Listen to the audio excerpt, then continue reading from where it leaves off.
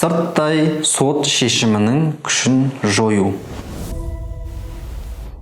Яғни осы тақырыпқа байланысты сіздерге біраз тоқталып өтейік. Мына Шыныбаев Партнерс компаниясының директоры болам. Бізге осындай сұрақтармен бірнеше адамдар хабарласады. Соларға нұсқа ретінде сіздерге де сабақ болсын деп өтейік. Осы тақырыпты бастамай тұрып, астына подписканы басыңыздар, колокольчикті басып, жүректі басуды ұмытпаңыздар.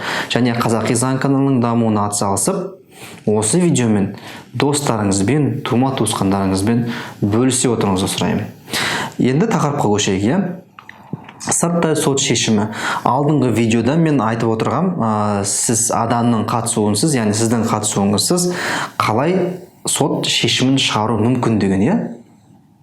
Бұл сол тақырыптың жалғасы, яғни сырттай сот шешімі ол сіздің қатысуыңсыз, адамның қатысуынсыз шығарылу мүмкін соттың актісі, соттың шешімі. Енді мынандай мәселе, сіз жұмыста отырсыз, жұмысыңызға, бухгалтерияға, болмаса отдел кадровқа, кадр бөліміне хабарлама келді. Айлығыңыздың жартысын ұстап отырамыз қарыздың есебінен деген. Сіз таңғаласыз, бұл не деген нәрсе деп қарасаңыз, сот шешімі шығып кеткен екен. Сот орындаушыға хабарласасыз, сот орындаушыға материалмен таныссаңыз, материалдың ішінде заочное решение деп шығып тұрады, сырттай сот шешімі шыққан екен. Қолыңызға алдыңыз, не істейсіз? Ара-қара әрекетіңіз қандай? Сот орындаушыға таныстыңыз ғой материалмен. Танысқан кезде сот орындаушы сізден қолхат алады, материалмен таныстым деген. Сол таныстым деген күннен бастап 10 жұмыс күннің ішінде сырттай сот шешімінің күшін жою туралы талап арыз жазып үлгеруіңіз керек сотқа. Қай сотқа?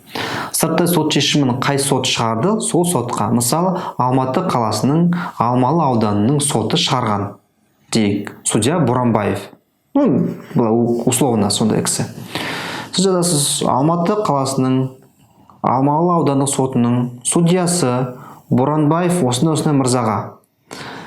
Мен осындай, мысалы, өзім болсам, Шыныбаев Марғұлан Мұхтарханович осындай арыз ортасына. Шыныбаев Марғұлан Мұхтарханович астына өзімнің адресім, телефон нөмірін бәрін жазамыз, сосын арызды не жазамыз?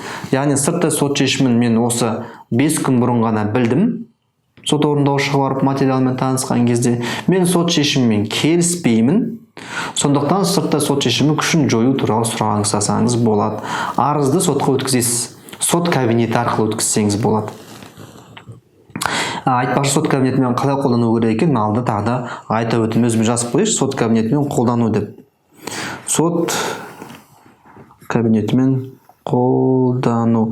Сот кабинетімен қолдану туралы мен тағы да бір видео шығаратын болам. Онда уже өзіңіз сот кабинетімен арыз жібере алатындай жағдайда болатын боласыз. Сот кабинеті арқылы арыз тастауыңызға болады. Болмаса, осы Алмалы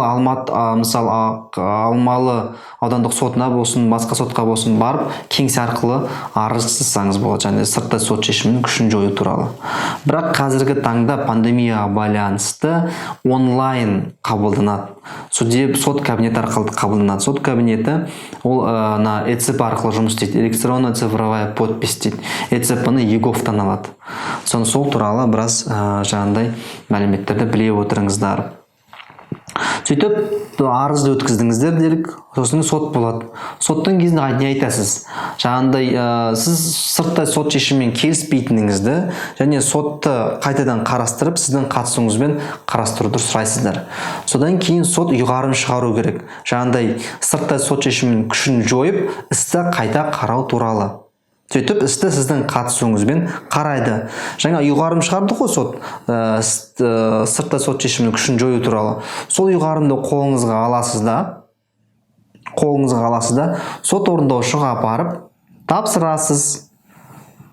Тапсырғанда да арыз жазып тапсырасыз. Ұйғарымның көшірмесі оған арыз қосымша. Арызда не жазуыңыз керек? Арызда, міне, сырттай сот шешімі күшін жойды. Міне соттың ұйғарымы күшін жойған туралы. Сондықтан менің счетыма салған тиымдарды, менің көлігіме, жаңағыдай үйіме салған тиымдардың бәрін күшін жою туралы арыз жазуыңыз керек. Сөйтіп, сот орындаушы бүткіл тиымдарды сіздің атыңыздан алып тастауы міндетті. Түсіндіңіз ғой? Осылайынан сіз артыңызға қойылған жаңағыдай тиымдарды, аресттерді, счетыңызға қойған аресттерді бәрін алып тастасаңыз болады.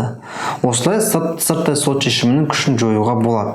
Сырттай сот шешімінің күшін жою өте оңай, өте тез жасауға болады. Сырттай сот шешімі, мен айтып өтіргендей, Қазақстан Республикасының азаматтық іс жүргізу кодексінің 260 бабына сай шығарылады. Сондықтан осы мен айтқан әрекеттерді орындайтын болсаңыздар, сот шешімінің күшін жойсаңыз болады. Сіздермен болған заңгер Шыныбаев Марғұлан.